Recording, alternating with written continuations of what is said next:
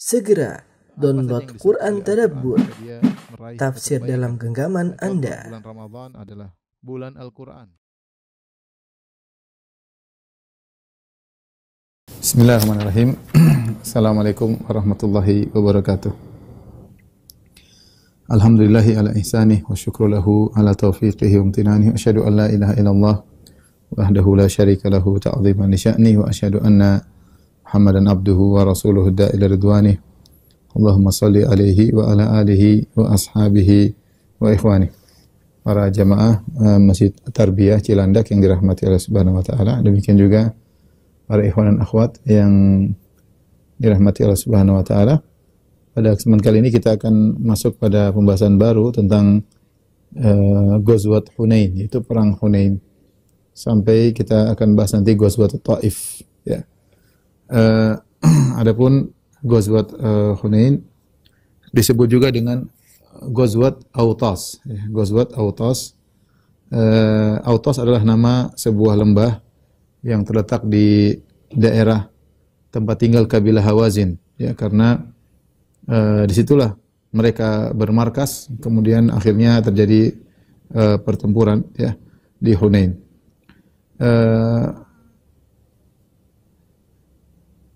Dan disebut juga dengan Ghazwat Hawazin, ya. Jadi namanya ada tiga, namanya Ghazwat Hunain, ya. Kemudian disebut juga dengan Ghazwat Autas, ya, karena ditinjau dari markasnya orang-orang Hawazin, atau disebut juga Ghazwat Hawazin karena diperangi adalah kabilah Hawazin. Adapun sebab daripada perang ini, perang Hunain, ketika itu setelah Rasulullah SAW menaklukkan kota Mekah, orang-orang Quraisy pun tunduk kepada Rasulullah SAW. Maka para pembesar-pembesar kabilah Hawazin dan kabilah Thaqif yang mereka tinggal di daerah Taif, ya, mereka pun ingin Rasulullah SAW menyerang mereka. Jadi mereka ingin menyerang terlebih dahulu. Akhirnya mereka pun mengumpulkan pasukan yang begitu banyak, ya, untuk memerangi Rasulullah SAW. Maka bergabunglah kabilah Hawazin, kabilah Thaqif, jumlah yang besar, ya. Dan bergabung bersama mereka kabilah-kabilah yang lebih kecil lagi, seperti kabilah Nasr, kabilah Sa'ad bin Bakar, ya. Sa'ad bin Bakar ini adalah Bani Sa'ad yang Rasulullah SAW ketika kecil pernah disusui di situ, tinggal di situ jadi ibu susuannya, yaitu Halimah Sa'diyah dari Bani Bakar, Bani Sa'ad bin Bakar, ya. Makanya disebut dengan Halimah Sa'diyah dari Sa'ad, dari kabilah Sa'ad bin Bakar. Ini kabilah ini gabung bersama kabilah Nasr, ya. Kemudian juga sekelompok dari Bani Hilal, ya. Kemudian juga dari Bani Jushum, ya. Mereka kumpul semua bergabung dengan kabilah Hawazin dan Thaqif untuk memerangi Nabi SAW. Di antara mereka ada seorang dari Bani Jushum, seorang yang sudah tua, namanya Duraid ibnu Simmah. Duraid ibnu Simmah, ya. Dia seorang sudah tua dan sudah buta. Tetapi dia adalah orang yang pakar dalam peperangan. Udah tua, udah buta, ya. Dia tidak diajak kecuali untuk sebagai memberi pengarahan, ya, mengarahkan peperangan, mengatur peperangan, ide-idenya, karena dia orang yang berpengalaman, ya. Dia tidak bisa berperang, sudah buta dan sudah sangat tua. Apa yang mau diharapkan dari orang buta dan tua dalam peperangan, ya. Tetapi dari sisi ide, dari sisi pemikiran, dia punya ide-ide yang baik karena dia orang yang sangat berpengalaman dan punya keahlian dalam ilmu peperangan. Dan dia adalah seorang sangat pemberani ketika di masa mudanya, ketika masih belum buta dan banyak pengalaman dalam pertempuran.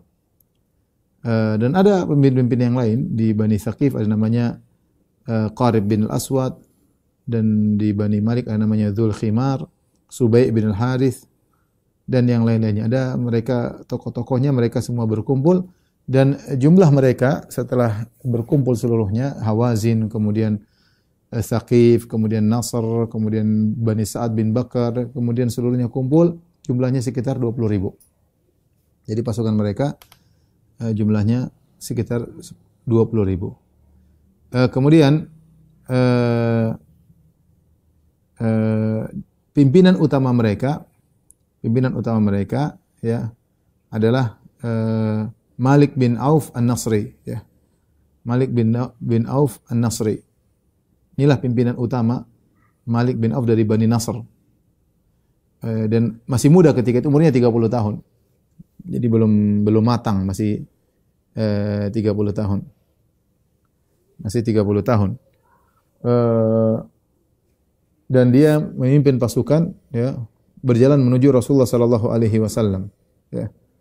Menuju Rasulullah sallallahu alaihi wasallam, dan dia menyuruh orang-orang untuk membawa seluruh harta mereka, membawa istri-istri mereka, anak-anak mereka, seluruhnya dibawa.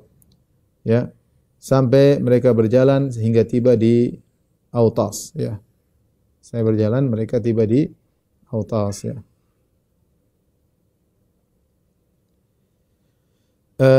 Ini adalah ide yang aneh yang diungkapkan oleh Malik bin Auf. Bagaimana mereka berperang, kemudian seluruh harta dibawa, anak, istri, kambing, onta, semuanya dibawa. Ya, harusnya berperang ya anak-anak, istri selamatkan, enggak usah ngajak anak, enggak usah anak istri, enggak usah bawa harta. Tapi ini ide konyol yang disampaikan oleh Malik bin Auf. Ya. Kemudian tatkala mereka sudah kumpul di lembah namanya Autas, maka orang semua berkumpul menuju kepada Malik bin Auf. Di antara orang-orang yang mendatangi Malik bin Auf adalah Duraid bin Simmah. Tadi kita sebutkan orang yang tua, yang mahir dalam bertempur, jagoan, tapi sudah buta. Tapi pengalaman pertempurannya banyak. Maka Duraid bin Simmah bertanya, "Bi ayyi wadin antum?" Kalian ini bermarkas di lembah mana? Lembah yang mana? Ya, di sana antara Taif itu banyak lembah di sana. Qalu bi Autas. Kami bermarkas di Autas. Maka dia mengatakan, "Ni'ma majalul khail." Ini tempat terbaik untuk kuda. La hazana dirsin, bukan tempat yang terlalu tinggi, ya, sampingnya tidak terlalu tinggi, gunungnya tidak terlalu tinggi. Wala sahla dahsin, tidak juga terlalu rendah gunungnya, sedang-sedang. Kemudian tiba-tiba dia mendengar suara onta, suara kambing, suara suara hamir, yaitu donkey, ya, keledai, ya. Kemudian suara anak-anak menangis. Dia heran, ya. Dia berkata, "Mali asma'u ruga'al ba'ir wa nuhaqal hamir wa buka'as saghir wa yughara sya." Ini suara apa kok saya dengar ada suara onta, suara keledai, ada anak-anak nangis, ada suara kambing. Ini aneh, perang kok ada suara-suara kayak gini. Orang-orang menjelaskan kepadanya bahwasanya Malik bin Auf menyuruh orang-orang untuk membawa seluruh harta mereka. Malik bin Auf, sang pemimpin utama, komandan utamanya, panglima perangnya, nyuruh orang-orang semua bawa hartanya. Istri-istri dibawa, anak-anak semua dibawa. Maka kata Duraid bin Simmah, ini ide aneh, ide konyol. Dia bilang, "Aina Malik?" Mana si Malik? Suruh ke sini. Kita bilang anak Malik masih umur 30 tahun. Belum punya pengalaman, tapi semangat luar biasa. Oleh karenanya kalau kadang-kadang dipimpin oleh orang masih sangat muda, agak repot memang umur 30-an, ya. Jarang orang umur 30-an kemudian hebat, ya. Harusnya lebih tua, lebih matang, lebih banyak pengalaman, itu lebih baik. Kadang-kadang yang masih muda umur 30-an seperti ini kadang-kadang nekat, kadang-kadang salah perhitungan sebagaimana Malik bin Auf An-Nasri ini. Maka Duraid bin Simmah yang sudah tua, dia bilang, "Mana si Malik? Suruh ke sini." Fadu'iya ilaihi. Maka datanglah Malik. Kemudian Duraid bin Simmah berkata, "Ya Malik, innaka qad asbahta ra'isa qaumika." Wahai Malik, engkau sekarang jadi pemimpin pasukan. Kau adalah panglima mereka. Wa inna hadha yaumun kainun lahu ma ba'dahu minal ayyam. Ini adalah hari yang berat, ya. Tidak ada lagi hari peperangan seperti ini. 20.000 lawan pasukan kaum muslimin. Ini ngumpul manusia banyak, 20.000, enggak sedikit. Ini perang akan dahsyat, tidak akan ada peperangan seperti ini lagi. Namun pertanyaan saya, wahai Malik bin Auf, mali asma'u ruga' al-ba'ir wa nuhaqal hamir wa buka as-saghir wa yughara sya'. Namun kenapa saya dengar ada suara onta? Kok ada suara onta-onta? Kok ada suara keledai-keledai? Kok ada suara anak-anak nangis? Kenapa ada suara kambing mbek-mbek? Ya. Apa kata Malik bin Auf? Suktu ma'an nasi amwalahum abna'ahum wa nisa'ahum. Aku menyuruh orang-orang untuk membawa harta mereka, membawa anak-anak mereka, dan membawa istri-istri mereka. Seluruhnya saya suruh bawa. Kata Duraid bin Simmah, "Wali madzaka?" Kenapa kau suruh mereka bawa? istri-istri, anak-anak semuanya suruh dibawa. Malik mengatakan, "Aradtu an aj'ala khalfa kulli rajulin minhum ahlahu wa malahu liyuqatila anhum." Aku ingin setiap orang ketika perang di belakang dia ada istrinya, ada anaknya, ada hartanya, biar dia tidak mundur.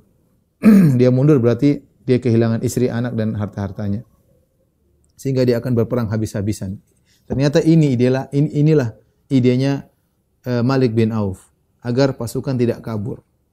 Karena kalau mereka kabur, ada istri, ada anak-anak akan jadi tawanan, akan jadi budak, dan harta-harta mereka akan diambil. Maksud dia mereka akan bertempur habis-habisan.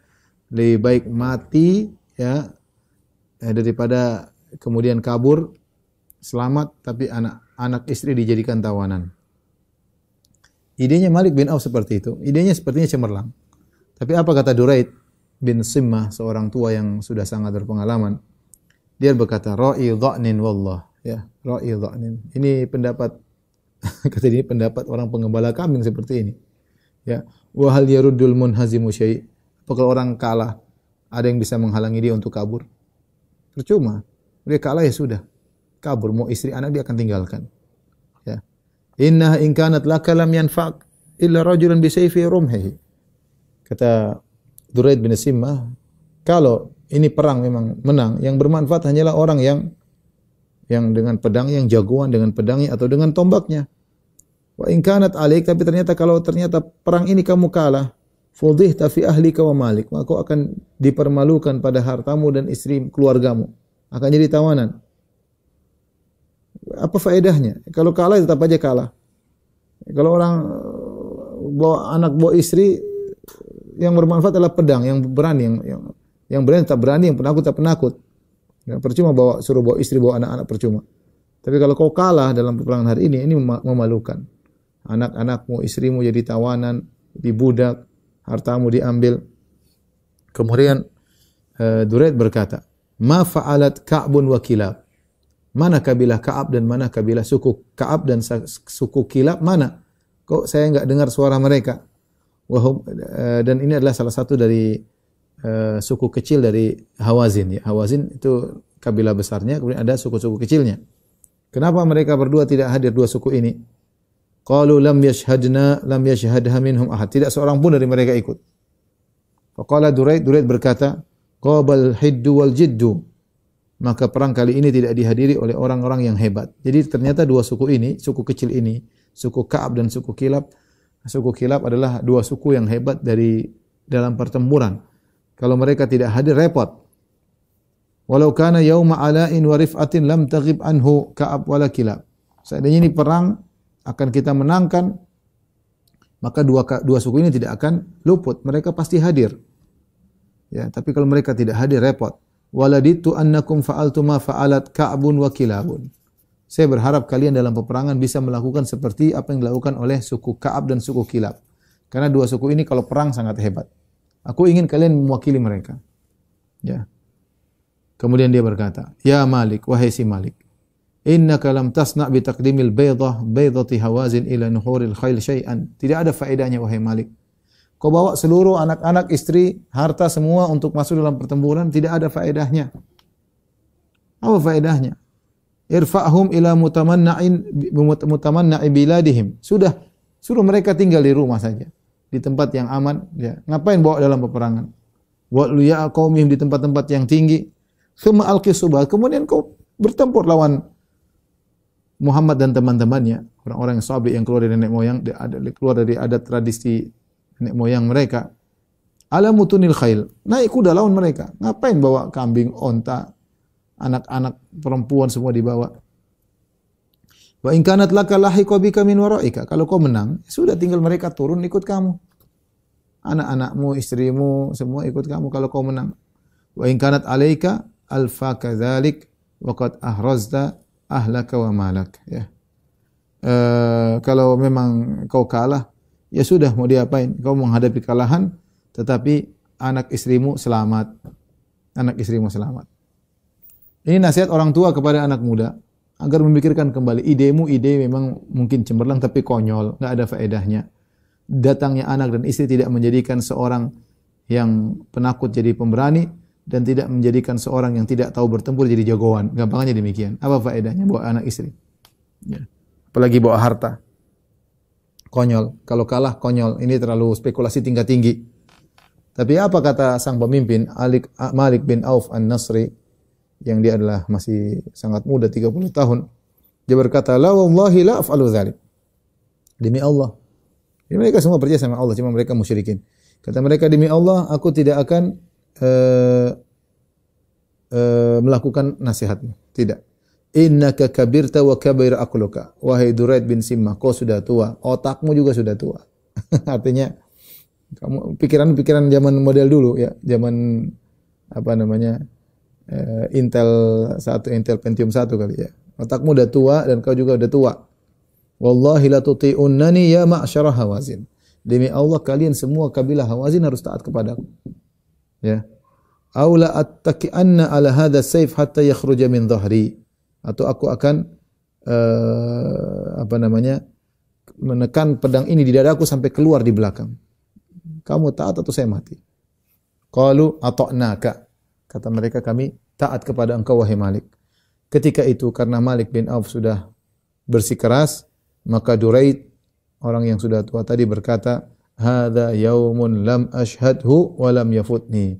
Ini adalah peristiwa yang aku tidak pernah menyaksikan peristiwa seperti ini. Ya, dan aku tidak akan luput dari peristiwa peperangan seperti ini. Peperangan jumlah 20.000, itu sekarang aja 20.000 itu banyak ya. 20.000 itu jumlah yang banyak. Perang 20.000 lawan 10.000 itu perang yang banyak, dahsyat. Sekarang aja masih banyak, apalagi zaman itu, zaman manusia masih sedikit. Tentu perang ini perang dahsyat kalau kita berbicara tentang zaman tersebut. Kalau terjadi zaman sekarang itu pun dahsyat. Apalagi terjadi pada zaman dahulu tatkala jumlah manusia masih sangat sedikit. Yang aneh bahwasanya anak-anak ikut, anak-anak masih bayi ikut, istri-istri ikut, kambing-kambing, keledai-keledai, onta-onta semua dibawa. Setelah itu Malik bin Auf sang pemimpin An-Nasri kemudian memerintahkan untuk didatangkan kuda-kuda, kemudian diatur dalam saf, kemudian saf-saf para pasukan tempur juga disafkan, dibariskan, kemudian di belakang mereka saf para wanita, ya. Kemudian di belakang setelah para wanita baru saf onta-onta di belakang. Jadi dia susun saf, ya. Di paling depan kuda-kuda, kemudian para pasukan berkuda, pasukan mungkin pejalan kaki, kemudian para wanita, kemudian onta-onta. Kemudian dia berkata, "Idza ra'aitumuhum faksiru jufuna suyufikum, thumma shuddu 'alaihim syaddata rajulin wahid." Kalau kalian sudah lihat Muhammad dan teman-temannya, hancurkan sarung pedang kalian, buang itu sarung pedang. Pokoknya bertempur sampai mati. Dan seranglah Muhammad dengan sekali serangan. Jadi kompak, serang Muhammad, harus kompak. Demikianlah kabilah Hawazin telah mempersiapkan diri untuk bertempur melawan pasukan Nabi Muhammad SAW dan para sahabat. Ketika Nabi SAW mendengar ada kabar-kabar bahwasanya desas-desus Hawazin telah berkumpul, Nabi punya mata-mata. Ya, beliau juga mencari berita-berita apa yang terjadi di sekitar beliau. Maka Nabi mengutus Abdullah bin Abi Hadrat Al-Aslami. Kemudian Nabi menyuruh dia untuk ngecek. Masuklah kau ke sana ke kabilah Hawazin, gabung dengan mereka, bercampur baur dengan mereka, lihat apa yang terjadi. Maka Ibnu Abi Hadrat pun berjalan, ya. Dia pun masuk ke tengah-tengah kabilah Hawazin. Mereka tidak sadar, sama-sama Arab, tidak ada perbedaan kulit, ya, sama-sama bahasa Arab, baju juga sama, cuma beda suku. Akhirnya dia masuk ke dalam, kemudian dia duduk sama mereka, ngobrol sama mereka, sehingga dia tahu dan benar-benar bahwasanya kabilah Hawazin telah bertekad untuk menyerang Nabi SAW. Maka dia pun pulang, dia sabarkan kepada Nabi bahwasanya kabar benar. Ya, Nabi menyuruh mata-mata, ya. Dan kita tahu bahwasanya Nabi tidak tahu ilmu gaib, Nabi tidak tahu apa yang terjadi, makanya Nabi suruh cek, ya. Nabi tidak mengatakan sebentar. Oh iya benar, tidak. Nabi suruh orang untuk cek. Seperti biasa seorang panglima menyuruh anak buah untuk cek, bahkan suruh menyamar, kemudian cek berita benar atau tidak. Karena Nabi tahu pasukan mereka sangat besar, Nabi butuh modal besar untuk melawan mereka. Maka kekuatan peperangan memerlukan ikhtiar yang tinggi, alat-alat perang yang banyak, ya. Maka Nabi SAW terpaksa pinjam kepada sebagian orang alat-alat perang. Di antara yang memiliki alat perang yang banyak Safwan bin Umayyah. Safwan bin Umayyah ini sudah kita sering sampaikan, namanya Safwan bin Umayyah ibn Khalaf. Nah, Umayyah bin Khalaf majikannya Bilal yang telah menyiksa Bilal, dicambuk, dijemur di bawah terik matahari, yang akhirnya Umayyah bin Khalaf dibunuh oleh Bilal dan kawan-kawan ketika perang Badar. Termasuk Ali bin Umayyah bin Khalaf, yaitu kakaknya Safwan atau adiknya Safwan. Mereka mati dalam perang Badar. Maka Safwan sangat jengkel karena bapaknya Umayyah bin Khalaf mati dalam perang Badar. Maka dia sangat benci kepada Nabi Muhammad SAW. Dan sudah kita sebutkan pada pertemuan sebelumnya, Safwan akhirnya kabur meninggalkan kota Mekah ketika Mekah ditaklukkan oleh Nabi. Dia kabur, ingin pergi ke Jeddah, naik kapal, pergi jauh, tapi akhirnya dia diberi keamanan. Silakan pulang dan silakan kau tinggal di Mekah, tidak usah masuk Islam, tidak apa-apa. Ya, silakan saya kasih waktu. Nabi kasih waktu berbulan-bulan agar dia ya, memilih mau tinggal di kaum muslimin, mau pergi, terserah. Nah, artinya Nabi tidak membunuhnya. Dan dia masih musyrik ketika itu, dia belum masuk Islam, dia masih musyrik. Maka Nabi SAW pinjam kepada dia adru' wa aslihah, yaitu pedang-pedang. Nabi pinjam pedang, tombak, kemudian pinjam juga baju perang. Maka dia berkata kepada Nabi, dia tanya, "Aghasban ya Muhammad, kau ingin rampas dari aku wahai Muhammad?" Dia masih belum muslim. Ini kau pinjam atau kau rampas wahai Muhammad? Mau perang, pedang-pedang kau ambil semua. Rupanya Safwan ini punya alat perang banyak, ya. Pedang-pedang kau ambil, tombak-tombak kau ambil, baju-baju perang kau ambil. Ini ngerampok atau pinjam? Aghasban ya Muhammad, ini kau ngerampas dari saya Muhammad?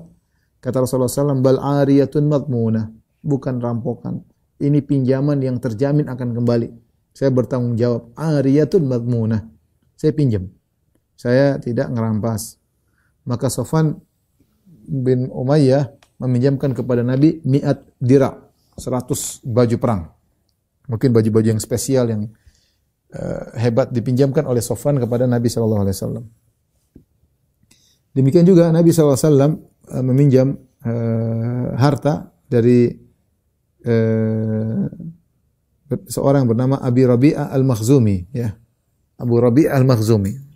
Bahwasanya Nabi SAW pinjam dari dia uang atau dirham ketika perang Hunain sekitar 30.000 atau 40.000 dirham, ya. Nabi pinjam, butuh biaya perang itu butuh biaya. Sampai sekarang perang juga mahal. Makanya kalau negara sudah mulai perangnya nggak berhenti, bangkrut tuh negara, ya. Peluru harganya berapa, ya. Rudal harganya entah berapa miliar, ya. Mahal. Makanya tidak semua negara punya persenjataan yang kuat, ya. Sebagian negara dijatah peluru, pasukannya memiliki jatah peluru sekian, tidak bisa banyak karena mahal. Perang itu butuh biaya mahal, ya. Maka Nabi SAW karena tidak atau kekurangan uang, Nabi SAW pinjam di sini, pinjam ke sana, pinjam ke sini untuk perang. Ya, Nabi pinjam sekitar 30.000 atau 40.000, entah dinar atau dirham, pinjam kepada Abu Rabi'ah al-Makhzumi. Kemudian setelah Rasulullah SAW selesai dari perang, Rasulullah menang, Rasulullah SAW kembalikan pinjaman tersebut. Rasulullah kembalikan, dan setelah perang Rasulullah kembalikan kepada sang pemilik uang tersebut. Rasulullah SAW berkata, barakallahu laka fi ahlika wa malik. Ya. Semoga Allah memberkahi engkau pada keluargamu, pada hartamu. Innama jaza'us salafi al-wafa'u wal hamdu. Sungguhnya balasan bagi pinjaman adalah menunaikan pada waktunya dan juga memuji, ya, berterima kasih. Berterima kasih, ya. Inilah adab orang kalau minjem, ya, dia harus wafa. Wafa itu mengembalikan pada waktunya, tidak mengulur-ngulur kalau memang ternyata dia mampu. Kalau tidak mampu, lain cerita. Dan berterima kasih, ya. Orang, saya bilang apalagi zaman sekarang. Zaman sekarang ada orang minjamkan duit sama kita, itu orang baik, ya. Apalagi kalau ngasih, ya. Kalau minjamkan saja itu sangat baik. Sekarang orang pegang uang, apalagi zaman pandemi sangat sulit. Kita bukan zaman pandemi saja, kalau ada minjamkan uang sama kita itu orang baik, ya. Dia sudah meletakkan uang, dia percaya sama kita, dan kadang-kadang belum tentu dia tahu ini kembali atau tidak. Maka kita sebagai yang minjem harusnya tahu diri, terima kasih. Kalau punya uang segera kembalikan, jangan ditunda-tunda ya. Makanya Nabi mengatakan matalul ghani zulmun, orang yang mampu bayar hutang sudah jatuh tempo namun dia tunda-tunda, ini orang zalim. Lain halnya kalau belum jatuh tempo, enggak apa-apa, yang penting pas jatuh tempo harus bayar. Nah, kalau seorang udah jatuh tempo dia enggak bayar-bayar, ya, maka dia berbuat zalim. Semakin dia tidak bayar semakin zalim. Nah, banyak orang yang ketika meminjam uang pura-pura lupa lah, kemudian tunda-tunda lah. Setan datang membuat dia akhirnya punya duit, dia tahan, dia buat beli yang lain untuk kembangkan usaha, buat ini, buat padahal sudah jatuh tempo. Akhirnya orang yang meminjamkan uang kepada dia dulu ngemis-ngemis sama dia. Ngemis-ngemis sama dia. Bahkan di antara perkara yang menakjubkan, ada sebagian kawan dia minjamkan uang sama orang. Setelah itu sudah jatuh tempo dia belum tagih, atau intinya dia tagih, satu saat dia tagih kepada kawan satunya lagi yang pinjam uang sama dia. Dia tagih mana uang. Akhirnya yang ditagih marah-marah. Dia bilang, "Bapak ini gimana? Kemarin saya punya uang, Bapak tidak tagih. Sekarang saya enggak punya uang, Bapak malah nagih." Seharusnya kita kalau punya hutang enggak usah ditagih, bayar. Enggak usah perlu nunggu ditagih-tagih. Harusnya langsung bayar saja ya. Karena hutang beban, repot pada hari kiamat kelak ya. Repot. Orang menggampangkan masalah hutang, sementara Nabi pernah tidak mau sholat sama orang yang punya hutang 2 dinar ya. Nabi mengembalikan dan Nabi mengatakan innama jazaa'u salaf al-wafa'u wal hamdu. Balasan bagi orang yang membayar hutang adalah sesuai dengan waktunya, menunaikan dan juga memuji. Taib. Jadi ini saya beri gambaran bahwasanya kondisi kaum muslimin tidak masih kekurangan sehingga harus minjam ini, minjam anu. Kemudian setelah Rasulullah SAW semua persiapan, Rasulullah SAW berangkat menuju Hunain. Ya. Rasulullah SAW tinggal di Mekah sekitar 19 hari. Setelah 19 hari Rasulullah SAW keluar menuju Hunain pada hari Sabtu. Ya. Itu tinggal itu di bulan Syawal. Ya, ya di bulan Syawal tahun 8 Hijriah. Kemudian Rasulullah SAW menggunakan Attab bin Asid sebagai amir di Mekah. Dan ia adalah amir yang pertama dalam Islam di Mekah ya. Karena Mekah baru saja ditaklukkan oleh Nabi. Sebelumnya Darul Kufur. Sebelumnya tempatnya orang musyrikin, dan Nabi SAW ketika berangkat menuju ke Hunain, Nabi menugaskan seorang namanya Attab bin Asid sebagai pengganti Nabi, amir di kota Mekah. Dan bersama Nabi 12.000 pasukan. Ingat, musuh 20.000, Nabi 12.000. 10.000 adalah pasukan yang datang bersama Nabi dari Madinah menuju Mekah untuk menaklukkan kota Mekah. Adapun 2.000 tambahan adalah orang-orang yang at-tulaqa, yang baru saja dibebaskan oleh Nabi dan mereka baru saja masuk Islam. Mayoritas mereka baru masuk Islam dan Islam belum bercokol dalam hati mereka dengan baik ya. Ya, kemudian juga ada orang musyrikin ikutan keluar bersama Nabi, ingin nonton. Orang musyrikin yang Rasulullah izinkan mereka untuk tinggal di Mekah bersama Nabi. Di antara orang musyrikin tersebut Safwan bin Umayyah. Ya. Ikut juga, ingin ikut. Nanti Rasulullah akhirnya kasih hadiah berupa onta yang banyak. Akhirnya dia masuk Islam. Tapi dia ikut. Di antaranya Suhail bin Amr dan juga yang lainnya. Suhail bin Amr juga belum masuk Islam. Inilah pasukan terbesar yang pernah keluar bersama Nabi. 12.000 pasukan. Ya.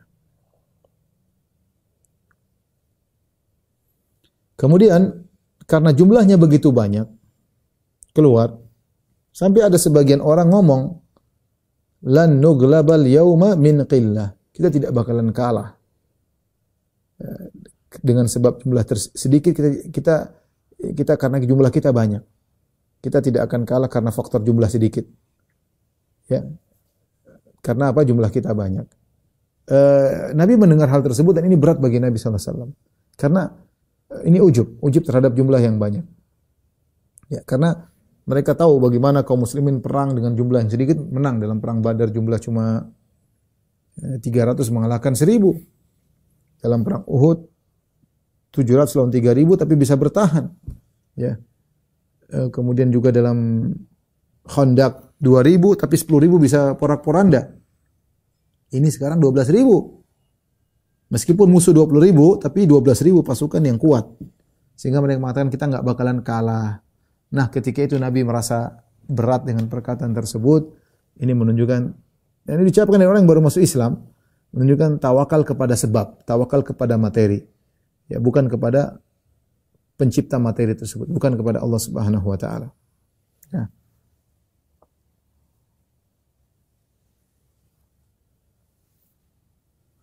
Taib, ketika mereka lewat berjalan menuju Hunain, di tengah jalan mereka bertemu dengan ada sebuah pohon yang hijau yang besar yang dikenal dengan pohon Zatu Anwat. Zatu Anwat itu pohon yang memiliki gantungan-gantungan. Zatu Anwat artinya pohon yang memiliki gantungan-gantungan. Orang-orang Arab dahulu mengkeramatkan pohon ini, pohon sidar ini. Dan mereka menggantungkan senjata-senjata mereka, pedang mereka, tombak mereka di pohon-pohon ini dengan harapan jadi kuat, tambah kuat pedangnya, tambah kuat tombak-tombaknya, bahkan mereka nongkrong di pohon tersebut, ya. Ketika Nabi melewati, sebagaimana dalam hadis Abu Waqid Al-Laythi, ya, mararna bi sidr, kami pun melewati pohon tersebut. Wa nahnu hudatsa'u ahdin bi kufrin, kami baru saja masuk Islam. Walil musyrikina, dan orang-orang musyrikin punya pohon yuqalu laha Dzatu Anwat, disebut dengan pohon Dzatu Anwat. Itu pohon yang memiliki gantungan-gantungan. Ya, mereka gantung senjata-senjata mereka untuk mencari keberkahan. Ini pohon keramat. Kemudian tiba-tiba ada sebagian dari kaum muslimin berkata, "Ya Rasulullah, ij'alana Dzata Anwatin kama lahum Dzatu Anwat." Ya Rasulullah, kalau bisa bikin juga kita punya pohon yang bisa kita gantung-gantungin juga, sebagaimana mereka juga memiliki pohon yang buat digantung-gantung, ya. Ya, mereka juga punya pohon yang dibuat untuk digantung-gantung. Kita juga ingin punya pohon seperti itu, pohon keramat. Sebagaimana mereka juga punya pohon yang dikeramatkan. Dan ini permintaan kesyirikan. Maka Nabi SAW kaget, Nabi berkata, Allahu Akbar. Allahu Akbar. Qultum walladhi nafsu Muhammadin biyadihi kama qala qaumu Musa li Musa. Sungguh apa yang kalian ucapkan itu sama seperti perkataan kaum Musa kepada Nabi Musa, ij'al lana ilahan kama lahum alihah qala innakum qaumun tajhalun. Jadikanlah bagi kami Tuhan sebagaimana mereka memiliki Tuhan, sesembahan. Innahas sunan. Sungguhnya ini adalah jalan-jalan toreko-toreko orang-orang terdahulu, ya, kesyirikan-kesyirikan, mengkeramatkan pohon-pohon. Latarkabunna sanana man kana qablakum sannatan atau sunnatan. Sungguh kalian akan mengikuti langkah-langkah tradisi-tradisi umat-umat terdahulu satu persatu. Kalian akan ikuti persis seperti mereka. Jadi ini contoh kesyirikan yang dilakukan oleh kaum musyrikin, mengkeramatkan sebagian pohon. Dan kaum muslimin yang baru masuk Islam, mereka enggak ngerti kalau itu syirik, sehingga mereka bilang, kami juga ingin punya seperti itu ya Rasulullah, bikinkan bagi. Niat mereka baik. Tapi ternyata permintaan mereka untuk punya pohon yang itu adalah pohon keramat adalah permintaan kesyirikan. Nabi mengatakan sama seperti perkataan orang-orang kaum Nabi Musa kepada Nabi Musa, ij'al lana ilahan kama lahum alihah. Jadikanlah bagi kami sesembahan sebagaimana mereka punya sesembahan-sesembahan. Nabi tegur, ya. Namun mereka diberi uzur karena mereka baru masuk Islam, tidak ngerti, padahal mereka minta kesyirikan. Ya, Nabi tidak mengatakan kalian kafir, enggak, tapi karena mereka baru masuk Islam, mereka tidak ngerti. Nabi cuma ingatkan ini adalah kekufuran, sama seperti minta dijadikan Tuhan.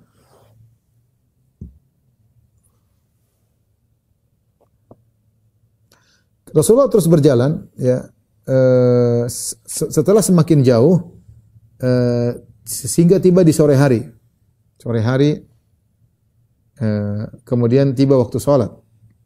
Tiba-tiba datang seorang lelaki berkuda. Dia berkata, ya Rasulullah, inni intolaktu baina aidikum hatta tolaktu ala jabali kada wa kada. Ya Rasulullah, tadi saya jalan di luar, ke depan, saya naik kuda. Sampai saya tiba di sebuah gunung ini, gunung itu, dia cerita. Fa idza ana bihawazin an bakrati abihim. Tiba-tiba saya lihat Hawazin seluruhnya semua hadir. Ya. Bidhu'nihim wa na'imihim wa nisa'ihim ijtama'u fi Hunain. Ya. Semuanya diajak, perempuan-perempuan diajak, semua orang tua semuanya. Unta-unta mereka bawa, istri-istri mereka, anak-anak semua mereka, semuanya total semua muncul situ. Mereka kumpul semua di Hunain. Apa kata Nabi sallallahu alaihi wasallam? Jadi dia kasih kabar kepada Nabi. Fatabassama Rasulullah sallallahu alaihi wasallam. Rasulullah SAW tersenyum. Rasulullah SAW berkata, tilka ghanimatul muslimina ghadan insyaallah. Besok itu adalah jadi ghanimah bagi kaum muslimin, harta-harta yang mereka bawa. Sudah sampai sini sudah di malam hari, ya. Kemudian di malam hari Rasulullah SAW berkata, man yahrusuna lailata, siapa menjadi penjaga kita malam ini? Faqala Anas bin Abi Mirsad Al-Ghanawi. Anas bin Abi Mirsad Al-Ghanawi berkata, ana ya Rasulullah, aku akan menjadi penjaga hari ini, malam ini. Faqala Rasulullah SAW, farkab, kalau gitu naik kudamu. Dia pun naik di atas kudanya, kemudian datang kepada Nabi SAW. Rasulullah SAW berkata, istaqbil hadha syi'ab, pergilah kau ke arah syi'ab. Syi'ab itu adalah jalan di antara gunung-gunung. Syi'ab adalah jalan di antara gunung-gunung. Hatta takuna fi a'lahu, sampai kau naik di atas jalan tersebut, jalan di sela-sela gunung. Wala tanzil min farasika lailat. Jangan sekali-sekali kau turun dari kudamu malam ini. Tetap bertahan sampai subuh. Berjaga di situ. Ya, begadang, jangan kau turun dari kudamu. Ya. Dia menjalankan. Falamma asbahu, tatkala Rasulullah tidur bersama para sahabat, tiba di pagi hari, Rasulullah SAW pun pergi ke tempat salatnya. Kemudian Rasulullah SAW salat 2 rakaat. Rasulullah SAW berkata, hal ahsastum farisakum, ya, apa kalian melihat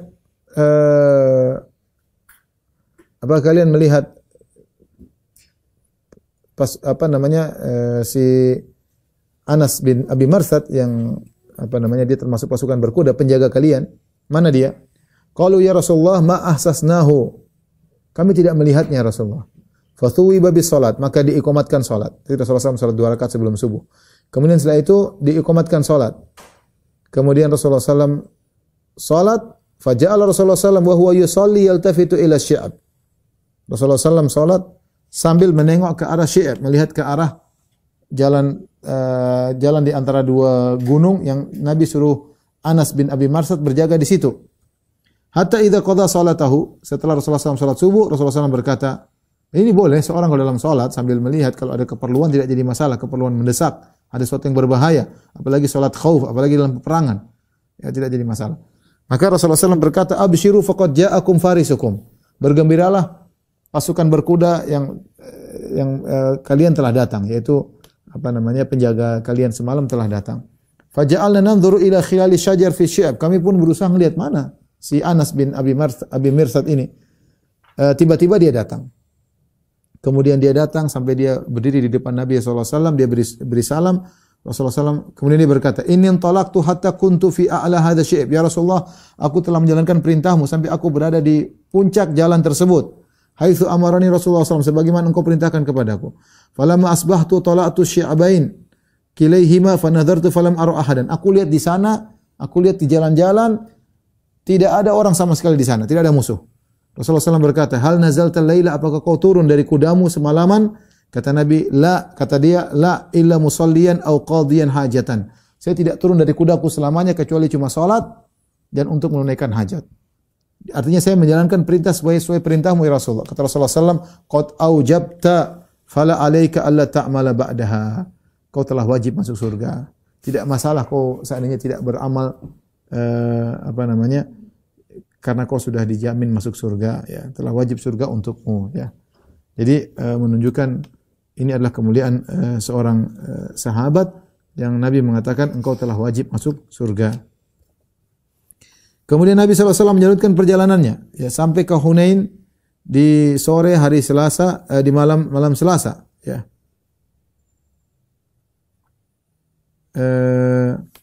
Itu di bulan Syawal, ya. Kemudian Rasulullah SAW mempersiapkan pasukan. Demikian juga kita sudah sebutkan tadi Malik bin Auf An-Nasri, ya, dia telah menyiapkan pasukannya di Wadi Hunain dan dia telah sampai lebih dahulu di Wadi Hunain, di lembah Hunain, dia mendahului kaum muslimin, ya.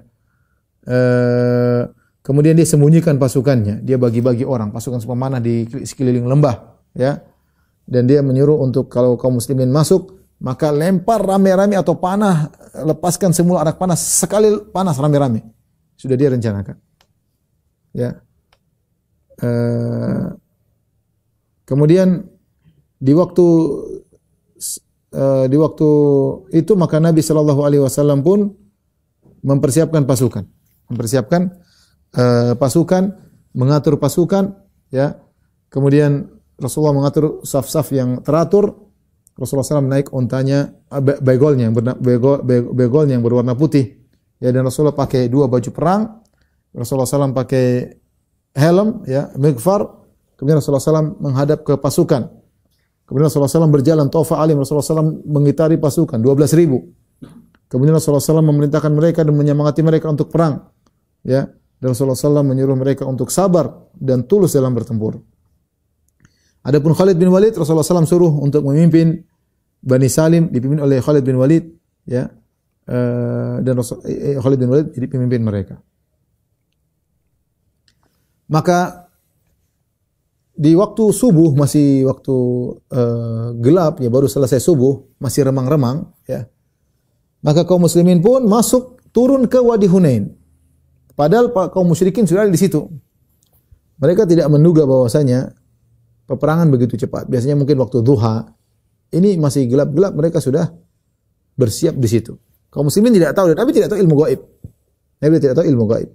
Maka kaum muslimin pun turun ke lembah Hunain, dan turunnya agak cepat karena lembahnya itu agak apa namanya?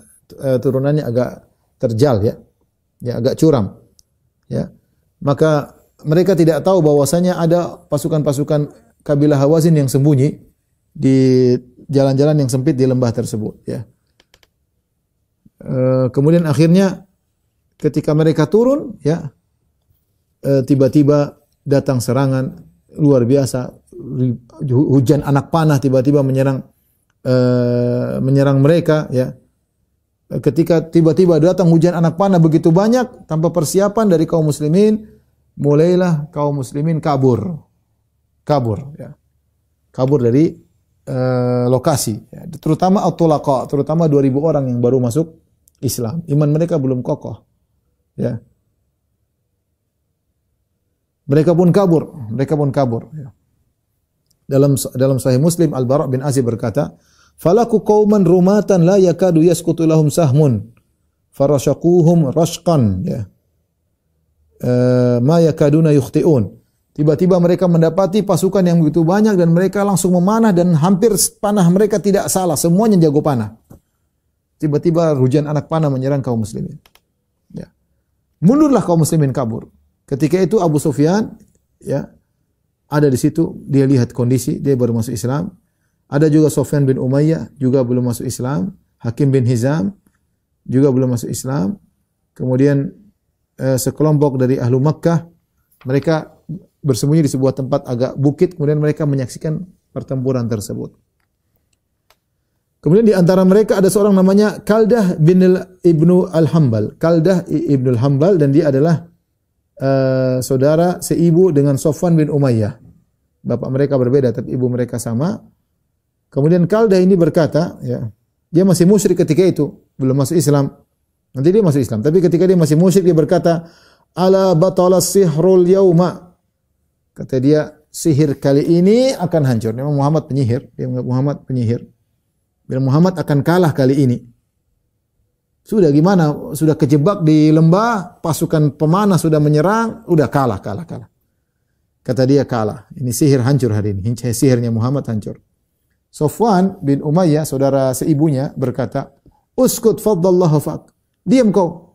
Ya, enggak usah ngomong kayak gitu, ya. Allah merobek mulutmu. Fallahi la an yarubbani rajulun min Quraisyin ahabbu ilayya min an yarubbani rajulun min Hawazin. Demi Allah, saya dikuasai oleh seorang Quraisy seperti Muhammad lebih saya sukai daripada dikuasai oleh orang dari Hawazin. Kesukuan. Tapi wallahu alam, ini ucapan Sofwan bin Umayyah, seakan-akan dia bela Nabi, padahal dia masih musyrik. Seakan-akan ada kecenderungan kepada, mulai ada kecondongan. Tadinya dia sangat benci Nabi. Yang dia cita-citakan bagaimana Nabi bisa mati. Itu cita-citanya. Ya, karena Nabi yang membunuh bapaknya, artinya dengan anak buah Nabi, maksudnya bapaknya, kakaknya, keluarga mati semuanya gara-gara Muhammad SAW. Tapi karena sifat baik Nabi, dia tadinya mau kabur, takut dibunuh. Nabi tadi mengatakan, bunuh dia dimanapun kalian berada. Pokoknya Sofwan bin Umayyah darahnya halal, tetapi ternyata Nabi maafkan. Nabi suruh dia tinggal di Mekah. Meskipun tidak usah masuk Islam, tidak ada masalah. Bahkan Nabi SAW pun pinjam, tidak merampas hartanya. Harusnya kan dirampas, boleh. Kan perang boleh kabur, hartanya dirampas, tapi Nabi tidak ambil harta dia. Bahkan Nabi suruh dia balik ke Mekah, hartanya diberikan kepada Safwan. Bahkan Nabi pinjam. Makanya waktu Nabi pinjam alat-alat perangnya, dia mengatakan, "Ghasbun ya Muhammad, kau rampas hartaku," kata Rasulullah SAW, "bal ariyatun matmunah." Tidak, ini pinjaman dan tanggung jawab, saya akan kembalikan. Di situ dia ada kecenderungan kepada Nabi SAW, sehingga ketika saudaranya berkata, "Habis Muhammad kali ini," kata dia, "Jangan kau bilang begitu, sebab Allah akan merobek mulutmu. Saya lebih suka dikuasai oleh Muhammad daripada dikuasai oleh kabilah Habazin dari Taif. Enggak mau saya." Ada kesukuan dan ada kecenderungan kepada Rasulullah SAW. Ketika orang-orang kabur, Rasulullah SAW pergi ke arah kanan dan dia tetap bertahan, dan hanya orang sedikit yang bertahan bersama Nabi dari kalangan Muhajirin Ansar dan dari Ahlul Bait. Di antara yang bertahan bersama Nabi ada Abu Bakar, ada Umar, ada Ali bin Abi Thalib, ada Al-Abbas bin Abdul Muttalib, ada anaknya Al-Abbas Fadl bin Abbas, ada Abu Sufyan bin Harith, sepupu Nabi SAW. Ada Rabi'ah bin Harith, sepupu Nabi juga. Ada Aiman ibnu Ubaid, yaitu anaknya Ummu Aiman, pengasuh Nabi SAW. Ada Usama bin Zaid. Maka Rasulullah SAW berteriak, "Ilayya ayyuhan nas, halumu ilayya, ana Rasulullah, ana Muhammad bin Abdullah." Rasulullah bilang, "Wahai, kemari kepadaku, gabung kepadaku, wahai para sahabatku, wahai manusia, kemarilah. Aku adalah Muhammad bin Abdullah." Namun enggak ada yang dengar. Semua kabur, orang ketakutan. Hujan anak panah tiba-tiba dadakan. Mereka menyangka belum mulai perang, tahu-tahu tiba-tiba dihujani dengan iman mereka enggak begitu kuat baru masuk Islam, mereka kabur. Tatkala tidak ada yang datang menuju Nabi SAW, maka Nabi pun naik di atas begolnya, kemudian Nabi pun maju, dia kencangkan begolnya. Begol adalah hasil persilangan antara kuda dengan himar, disebut dengan baglah atau begol bahasa kita. Maka Nabi justru maju dengan menggerakkan begolnya ke arah kaum musyrikin. Nabi tidak mundur, Nabi malah maju. Nabi kemudian berkata, "Ana nabiyyu la kadzib, ana ibnu Abdul Muttalib." Aku adalah nabi dan aku tidak dusta. Dan aku adalah putra dari Abdul Muttalib. Kenapa Nabi tidak mengatakan ana ibnu Abdullah? Ya, bapaknya Abdullah, tapi Nabi menisbahkan kepada kakeknya ana ibnu Abdul Muttalib karena Abdul Muttalib yang terkenal penguasa kota Mekah. Lagian dia umurnya tua, adapun Abdullah masih muda meninggal ya. Ya, Nabi kemudian memberi semangat, "Saya putranya, cucunya Abdul Muttalib." Nabi maju ke depan. Ya. Al-Abbas pamannya Nabi SAW pegang itu tali kekang begol tersebut.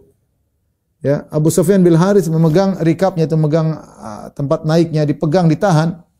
Ya, karena Nabi cepat sekali, bahaya. Padahal Nabi menuju kaum musyrikin sangat berbahaya. Ya. Sementara Nabi sendiri mau maju. Ya. Jadi mereka tahan-tahan. Dan ini semua menunjukkan bagaimana beraninya Nabi SAW. Bayangkan Nabi naik begol, bukan kuda. Kemudian pasukan sudah mundur. Sementara hujan panah maju ke depan. Tapi Nabi thiqah dengan Allah, percaya kepada Allah bahwasanya Allah akan kasih kemenangan. Maka Nabi tetap maju. Padahal namanya begol tidak layak, tidak untuk kabur kalaupun ada apa. Beda dengan kuda. Kuda kalau kabur cepat, begol jalannya pelan. Tapi Nabi SAW tetap maju. Ya, dia meyakini janji Allah Subhanahu Wa Taala. Ya, bahkan dia maju ke depan. Bahkan Nabi SAW turun dari begolnya, kemudian dia berdoa kepada Allah, "Allahumma nazzil nasrak." Ya Allah, turunkanlah pertolonganmu. "Allahumma in tasha an la tu'bad ba'dal yaum." Kalau kau berkehendak kau tidak akan disembah lagi setelah ini, tapi kau berkehendak untuk disembah, intinya. Maka Rasulullah SAW berdoa kepada Allah Subhanahu Wa Taala, "Allahumma bika uhawil wa bika usawil." Yaitu aku bergerak karena Engkau ya Allah. Wa bika uqatil, dan karena Engkau aku berperang. Ya. Maka Rasulullah SAW berperang, bertemu dengan kaum musyrikin. Kemudian Rasulullah SAW bertempur bersama para sahabat yang sedikit yang bersama Nabi sallallahu alaihi wasallam. Namun Nabi paling depan. Berkata Al-Bara bin Azib radhiyallahu anhu, "Kunna wallahi idza marra al-ba'su nattaqi bihi." Kalau perang sudah berkobar, kami berlindung di belakang Nabi sallallahu alaihi wasallam. "Wa inna syuja' minna lalladhi yuhadhi bihi." Yang pemberani kami, yang paling berani yang setara dengan Nabi. Tapi tidak ada yang berani di depan Nabi, semua di belakang Nabi. Kalau dalam kondisi Nabi biasanya ngawasi, tapi dalam kondisi ini Nabi turun, bahkan Nabi paling depan. Bahkan Ali bin Abi Thalib pernah berkata, "Kunna idza marral ba'su wa laqiyal qaumul qauma ittaqaina bi Rasulillah, fama yakunu minna ahadun adna ilal qaum minhu." Kalau kondisi perang sudah sangat berat, Kami semua berlindung di belakang Nabi sallallahu alaihi wasallam. Tidak ada seorang pun lebih maju daripada Nabi sallallahu alaihi wasallam. Baik, apa yang terjadi insyaallah kita lanjutkan pekan depan ya. Sampai di sini saja kajian kita ya. Wallahu a'lam bishawab, demikian saja kajian kita. Kurang lebihnya saya maaf. Wabillahi taufiq wal hidayah. Assalamualaikum warahmatullahi wabarakatuh.